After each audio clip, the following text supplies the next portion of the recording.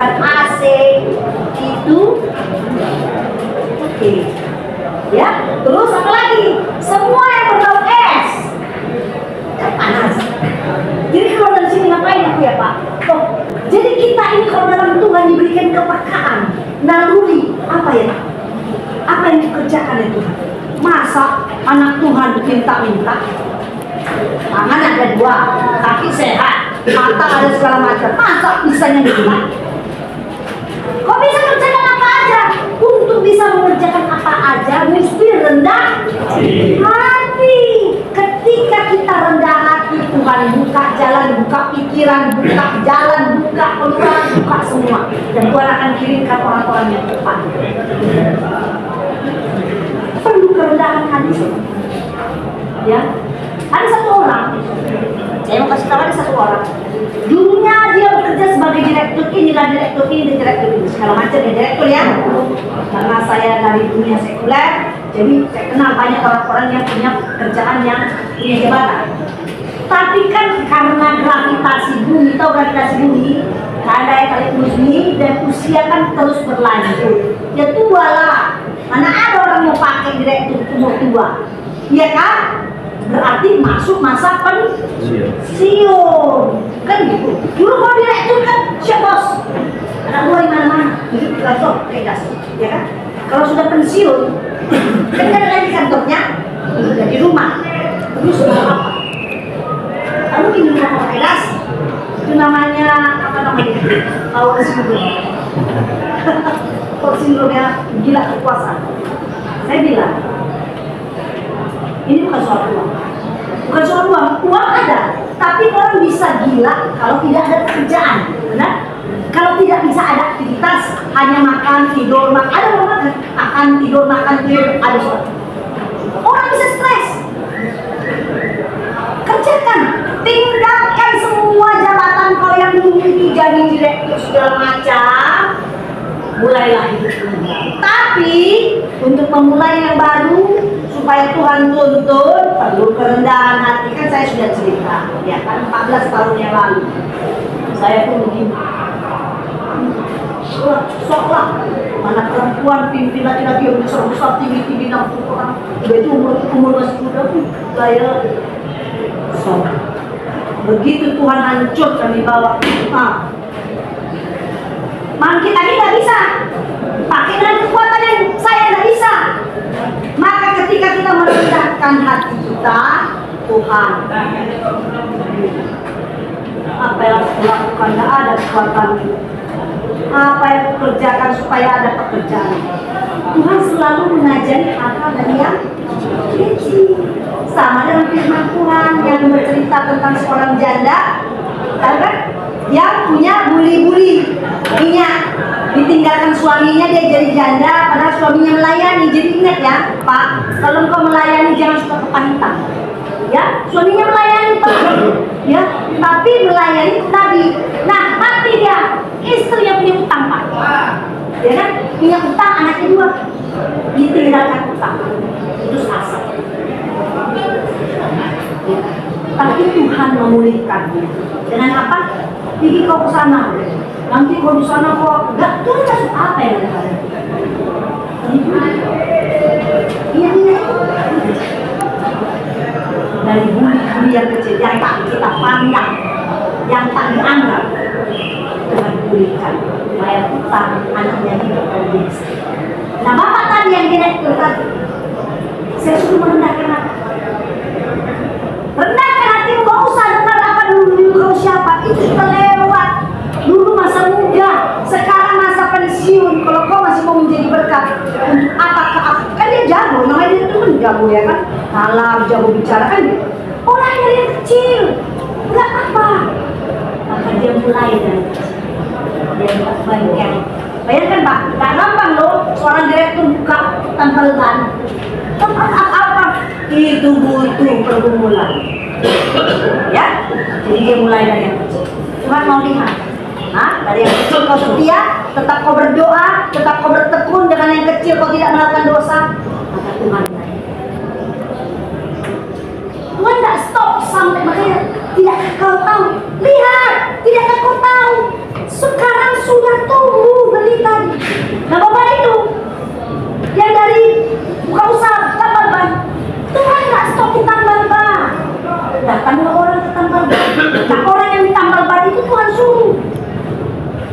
membuka jalan bagi Bapak sesuai dengan talenta dia Pak.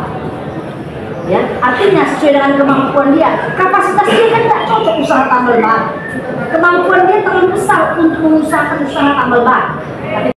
Tapi Tuhan suruh orang lain melalui usaha tambal ban untuk mengangkat dia menjadi perusahaan yang besar. Kemudian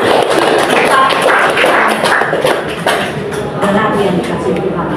Sekarang sudah tumbuh. Siapapun kau, lihat Tuhan bekerja. Dan Tuhan tidak main-main kalau sedang bekerja. Tuhan tidak main-main, saudara. Kalau kau sampai saat ini ada yang mau keluar atau ada yang sudah hampir mau pergi keluar dari sini, sudah selesai masa pengasinan yang atas itu, ya. Tanya Tuhan, tujuanmu kemana ini? Apa balik ke pekerjaan yang lama? Kalau pekerjaan yang lama membuat kau berdosa, jangan balik.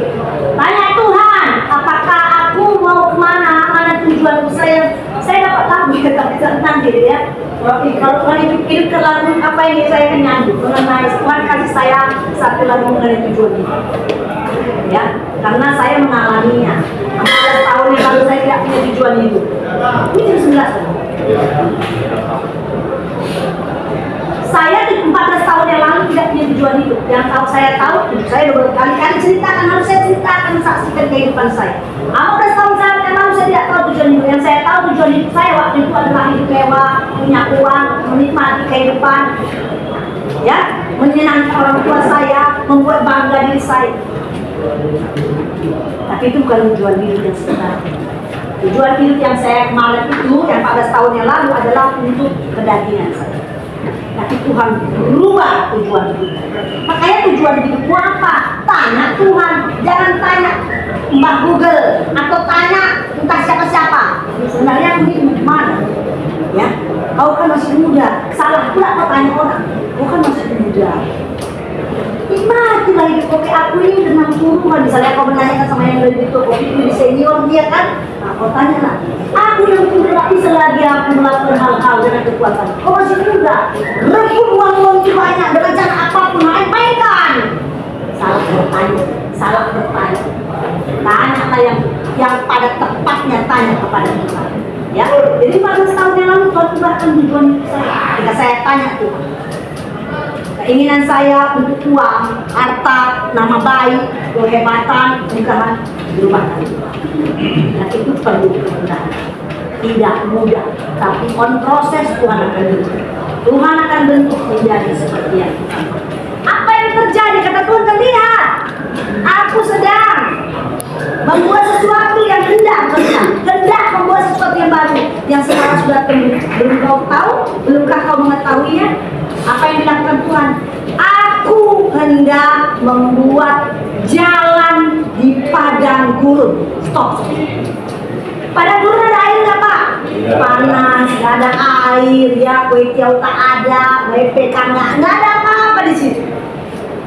Artinya di sekeliling kita, kalau kita berdiri di padang gurun, nggak ada apa-apa yang menguntungkan, peluang nggak ada, apapun nggak ada air dari susah. Tapi Tuhan bilang, aku hendak membuat jalan di padang gurun. Untukmu, di padang gurun, di tempat yang nggak ada apa-apanya, di tempat kau tidak bisa mengusahakan apapun untuk meningkatkan harkat martabatmu, keluargamu.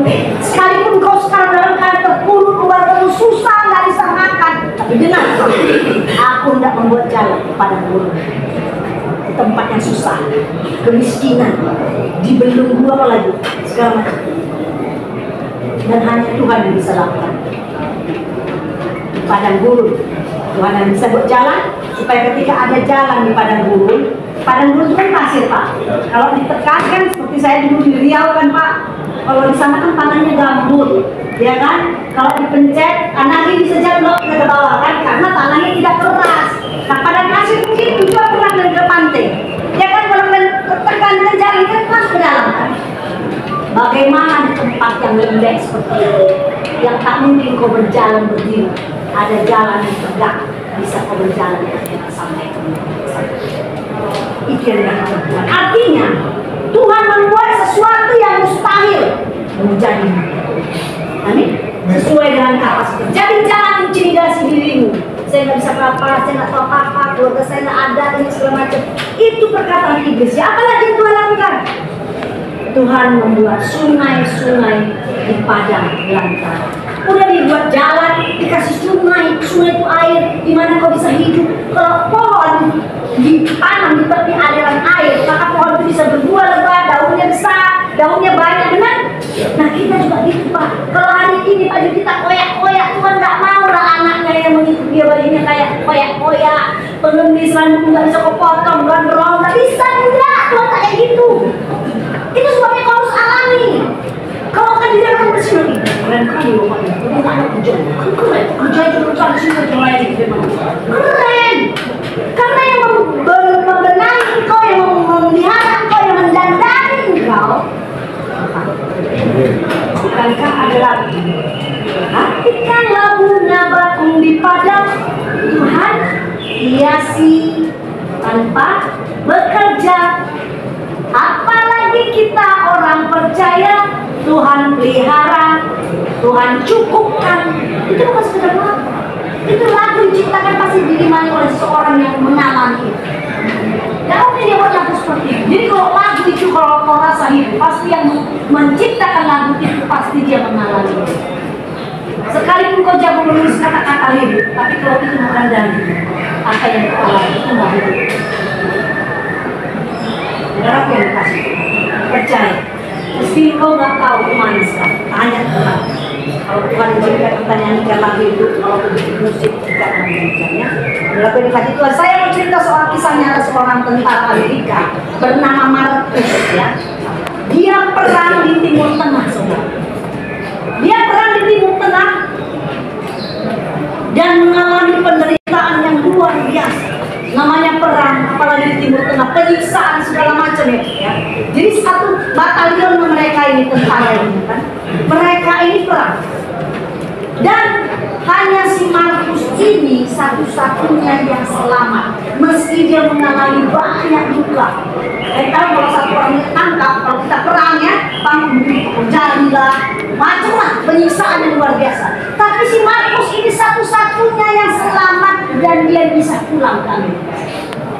Tapi luka-luka yang dialaminya, pengalaman-pengalaman luka-luka yang dialaminya, dan pengalaman yang begitu mengerikan, itu tidak bisa lepas dari ingatan. Tidak akan pernah bisa.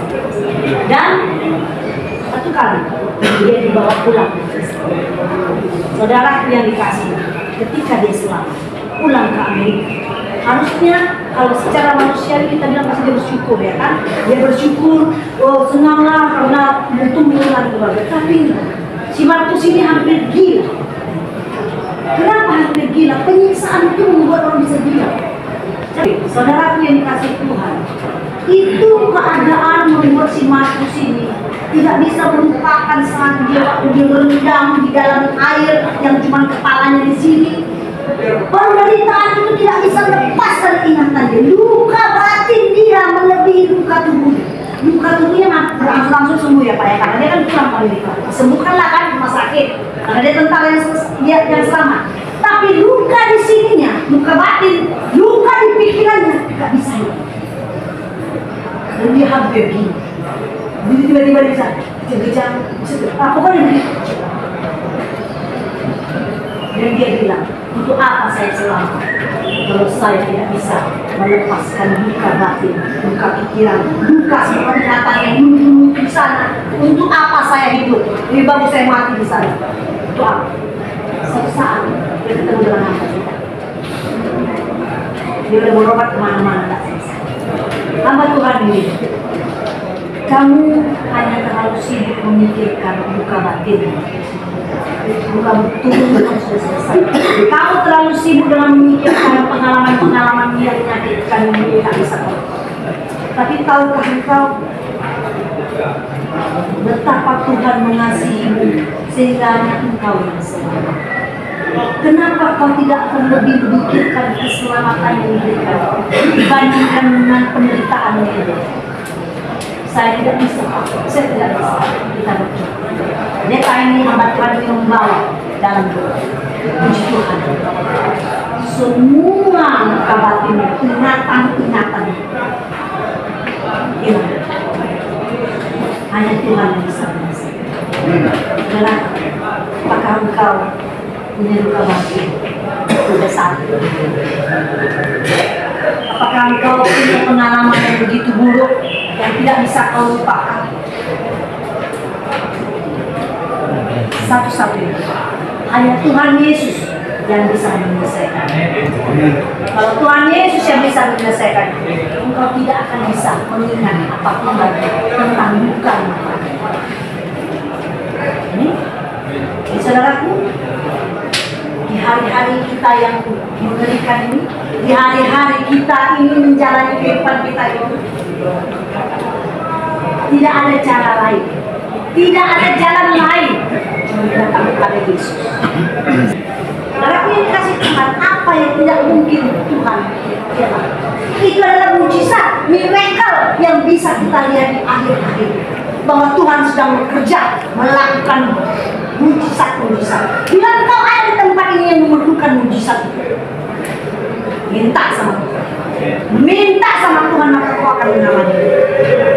Gak perlu kau minta sama apa Tuhan manusia, tapi kau minta sama Tuhan Yesus. Sebut namanya. Kita tadi menyanyikan lagu Yesus. Itu namanya. Namanya yang kudus. Kita panggil, kita sebut. Kita kau sebut. Ini bukan cerita, ini bukan menghibur hatimu. Oh, supaya menghibur hatiku, supaya aku punya pengharapan. Tidak. Memang Tuhan katakan masa depan sungguh ada dan harapanmu tidak akan hilang. Saudaraku, meski engkau yang keluar dari sini tidak punya pekerjaan, engkau seorang bapak, engkau seorang yang bertanggung jawab orang anak dan istri, kau gelar, gak melihat jalan di mana kau akan membiayai keluargamu. Percayakan, kalau kau datang kepada yang punya langit dan bumi, segala jalan akan terbuka. Karena Tuhan akan bilang, Tuhan bilang dalam firman, aku membuat jalan di atas padang gurun belantara. Aku mau supaya kau berjalan di atas padang gurun itu. Aku membuat sungai-sungai di padang belantara. Dalam nama Tuhan Yesus itu akan kau nikmati, akan kau alami. Jangan takut, tetap setia saudara, karena Tuhan tidak akan pernah berhenti untuk menyatakan bahwa dalam Dia pasti ada mujizat. Tidak ada yang tidak bisa Dia lakukan. Ambil bagianmu saudara, ambil bagianmu. Tanya Tuhan, apa yang aku kerjakan Tuhan di tempat seperti ini? Saya berdoa Tuhan, pakai aku Tuhan. Kalau semua orang di penjara ini melihat aku begitu kotor, hina, jijik, berdosa, Engkau sanggup membuat aku berharga, sekalipun di tempat yang tidak berharga, sekalipun di tempat aku yang tidak diakui. Tuhan sanggup melakukan itu kalau itu kerinduan. Tapi kalau kau tidak punya kerinduan dan tujuan itu sampai hari ini, luar biasa. Dan saya dengan keras mengatakan, harinya Tuhan semakin dekat. Saudaraku, kita punya ada 7 hari. Hari Senin dianggap adalah umur orang satu hari, umur 10 tahun ke bawah. Hari Selasa dianggap kurang umurnya 20 tahun ke bawah. Hari Rabu adalah 30 tahun ke bawah. Hari Kamis 40 tahun ke bawah. Hari Jumat 50 tahun ke bawah. Hari Sabtu 60 tahun ke bawah. Hari Minggu 70 tahun ke bawah. Di Alkitab firman Tuhan dikasih tahu hanya 70 tahun masa hidup manusia. Jadi hanya bonus, ya, kesukaran dan penderitaan ada di dalam. Sekarang pikirkan, di hari apa kau sekarang? Kalau aku 57 tahun masuk di hari Sabtu, saudaraku. Sekarang masih Jumat. Tapi sebentar lagi akan memasuki Sabtu kalau Tuhan kasih. Oleh sebab itu jangan main-main, jangan buang waktumu saudaraku, jangan buang waktu. Ya, siapapun engkau, Tuhan pasti akan buka jalan. Amin. Saya mau ambil satu orang yang menolong saya. Siapa namamu? Hah? Ratena? Ranta Tanigan. Ya, nanti kalau kesuruh apa kau kerjakan ya? Ada uang. Kau ini berapa? Bisa beli apa pun di sini bisa ya? Ya, uang 20.000 bisa. Kau mau nih? Gak usah, banyak bang. Gak ada. Jadi kau nggak mau uang ini? Kalau nggak mau, suruh kau duduk lagi. Janganlah. Kamu gitu kayak mau. Nggak ada apa itu. Nah, mau ya. Berarti kau mau ya.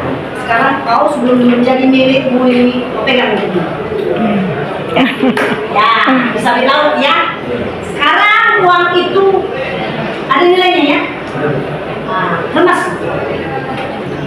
yang betul lah. Nggak ada bilang kau milik belum. Kau mengerjakan milik belum bilang. Ada mas. Oke, buka lagi. Ya. Ada nilainya. Sekarang remas lagi. Injak. Injak. Pijit. Ada. Masih laku tuh di laut karena masih laku. Kalau kita taruh ke palet itu basah, kau ambil masih bisa lagi. Rantang. Nilai di hadapan Tuhan pasti kau sudah hancur lebur. Sudah terinjak-injak, sudah hancur. Tidak akan milik kau. Jadikan kau kau masih punya nilai di hati Tuhan.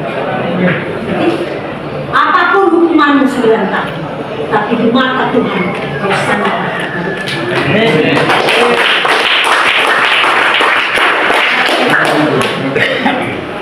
Jangan buang kesempatan. Saya selalu rindu datang ke lapas. Kenapa Tuhan? Sampai kapanpun waktu yang kau berikan, lihat kesempatan untuk pulang. Apa kata Bapak tadi? Tuhan ada di mana? Waktu aku di penjara. Waktu aku di penjara. Kau mengunjungi. Tahukah kau Tuhan ada di penjara sekarang? Tahukah kau bahwa Dia ada di sampingmu sekarang? Meski kau rasanya kau tidak berharga, mungkin makanan entah apa yang kau makan, tapi sesungguhnya Tuhan ada di sampingmu. Itulah sebabnya kalau ada orang rindu kemari saudaraku untuk menceritakan kepadamu Tuhan tak pernah tinggalkan kau. Aku pribadi, aku rindu selalu datang ke kau. Bukan karena nggak ada kerjaan, karena aku mau mendatangi Tuhanku yang ada selalu di tempat ini. Jadi kalau kenyataan Tuhan, kau selalu bersungut-sungut, menangis, marah, kau tidak tahu bahwa Tuhan ada bersamamu. Tuhan tak bilang Tuhan ada di tempat lantai 5 hotel bintang. Tuhan bilang di Alkitab aku ada bersama engkau. Dan aku tidak akan meninggal. Tuhan dan ya buka jalan saat betul yang ada buka jalannya. Yang tadi. Yang tadi Pak. Jalan Tuhan bukan jalanku. Yang tadi Bapak tadi kan nyanyi. Pasti buka jalan. Tuhan